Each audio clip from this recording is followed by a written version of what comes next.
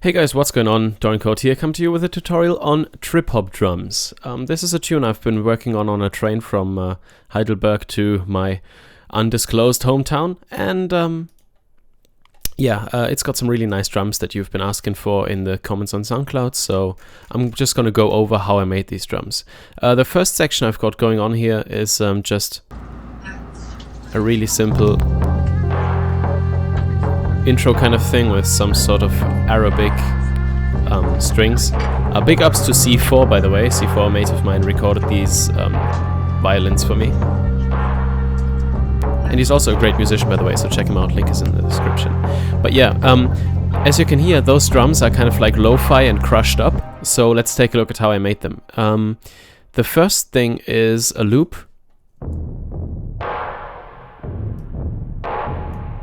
And I've processed that loop quite a bit. The first thing, let me just bypass all the effects and then you can hear how the loop sounds.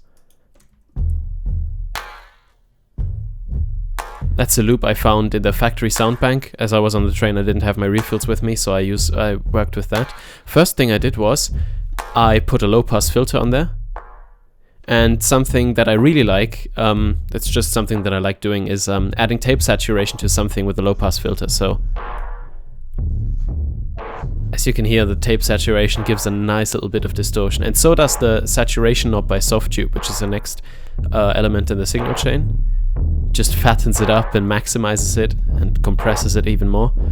Then an EQ to take out the low end, because I didn't want the bass frequencies colliding with each other. And then finally a Tsar reverb.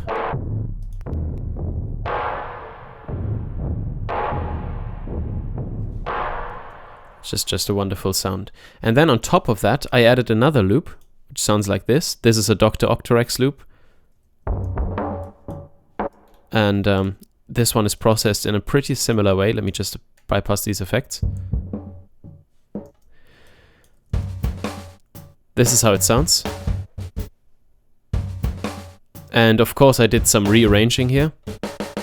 I opened up the loop, deleted a couple of elements. Let me just move my velocity out of the way because we don't need that.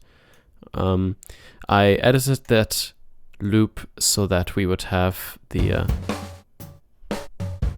full loop at first, but then also I made a little break and then a little bit of a triplet shuffle towards the end. So that's what I did. Then I low passed it, just like the other loop. Put some tape distortion on there.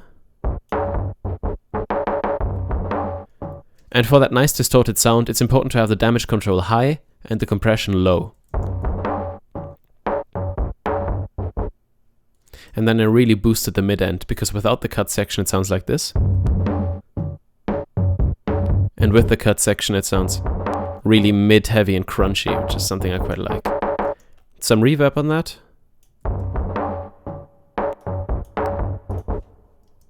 And let's bring the other percussion loop in. And they go really, really well with each other, I think. So yeah, that transitions into some sort of build-up where a pad comes in. And then I recorded the announcement guy on the train.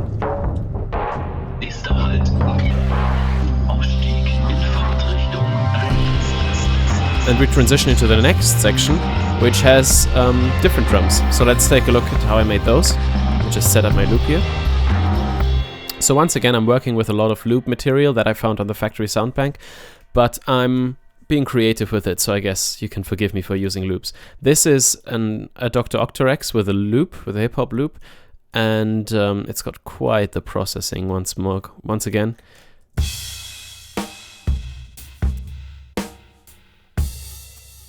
So this is how it sounds. And then I add some distortion. The saturation knob is such a great rack extension for that kind of stuff. Pulverizer. And on the pulverizer I use the low pass filter. And I send it to the squash first, then into the dirt section, and the dirt section is turned up almost all the way, just to give it that nice little grittiness. And then I send it into a low-pass filter. The filter is at 2.06 kilohertz, and there's quite a bit of resonance in there. So this is the way it would sound without the resonance. And this is the resonance. It's not very, it's a very subtle effect, but it gives a nice little peak there. And of course, the pulverizer completely smashes this signal, which is awesome. I then proceed to EQ this thing a bit, boost the high and the around 200 Hertz area a little bit, cut all the lows so that we don't have any colliding bass frequencies. And then also I cut some of the mids away.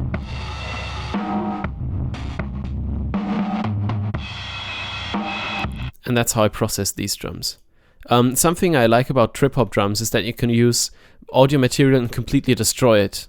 And that's a lot of fun often when you're on the train and just, you know, all you can do is add effects really, and you don't have access to a great amount of samples, a large sample library. This way you can take factory sound bank standard stuff and become a master of creativity or something. Creativity being add tons of distortion. Okay, what else? Audio track 1. I'm not too sure what this is. Oh, nice. Those are a couple of drumsticks. I got those from the Prime Loops Cinematic Impacts Volume 2, which I always carry around with me. And they fit really nicely. But what I did was add a pulverizer, once again take some of the really high frequencies out, so I have a low pass filter, and squash and dirt. So these work really nicely together. And then finally, I think in this section that should be about it. I've got this thing, which is a sample I found in the factory sound bank. Oh no, actually I'm not too sure where that came from. I think it might also be from Cinematic Impacts. It's just a right cymbal. And then this is some sort of transitional sweep effect. Yep. And those are the drums. Not too sure what... Oh, right. Those are a couple of claps I found. Sorry, I can't even remember how I built this track. I imported a couple of tracks, claps rather, from a sample pack and arranged them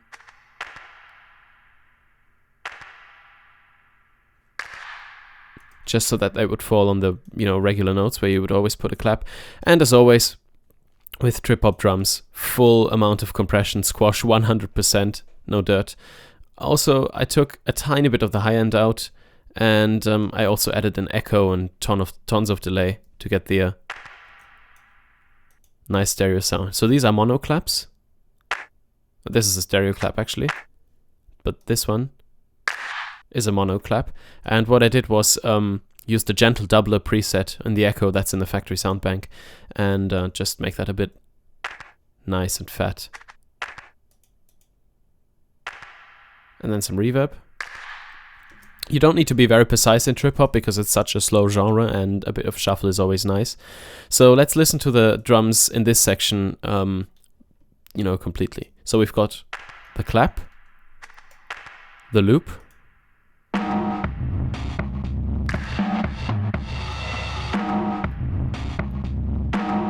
then we've got this, sticks, the rides, pan to the right, and then finally some sort of bass drum to use as the transition. Then later on, I bring more drums in.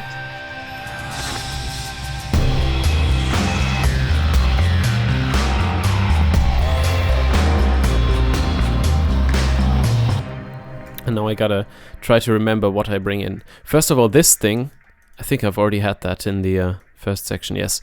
This thing is a sample I found in the factory sound bank in the Kong, I think it was Kong special samples section or something. I'm pretty sure it's a sample that came with Kong. And basically it's just this weird clockwork kind of thing that I processed a bit. I think I added some compression, a filter.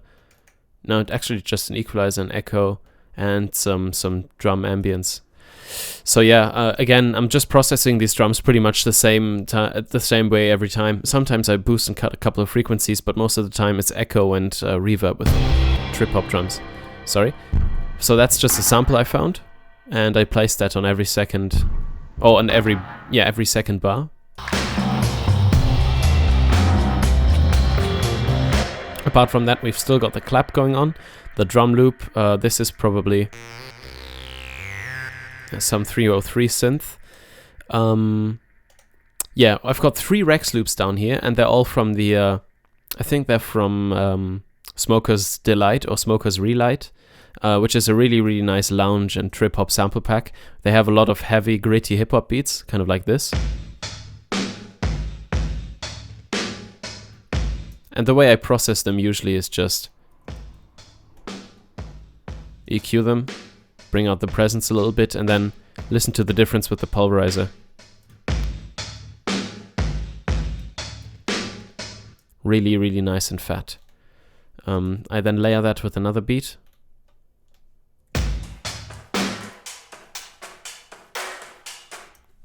And I've got a couple of interesting things going on. First of all, for both these drum loops, I have a high-pass filter on the Dr. Octarex just to make sure that the bass frequencies don't collide. And then also, I've got an LFO set up here. I've got the amount at 103 and the rate at 40, sine wave,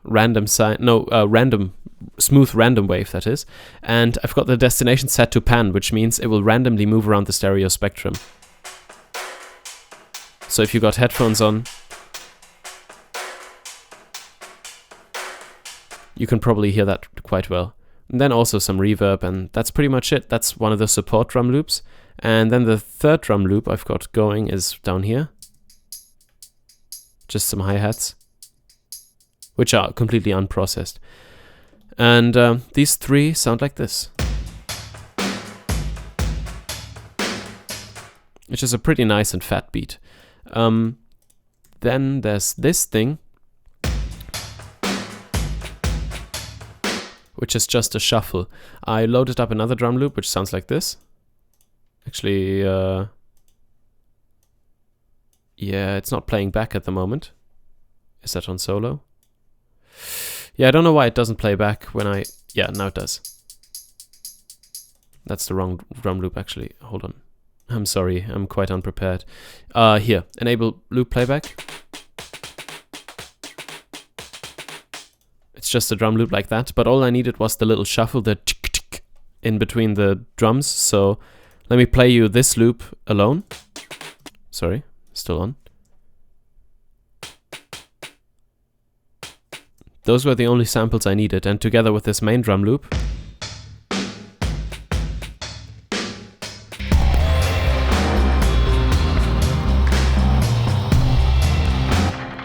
works quite nicely together. Then of course we've got the obligatory noise sweep, and I'm pretty sure those are my drums so far.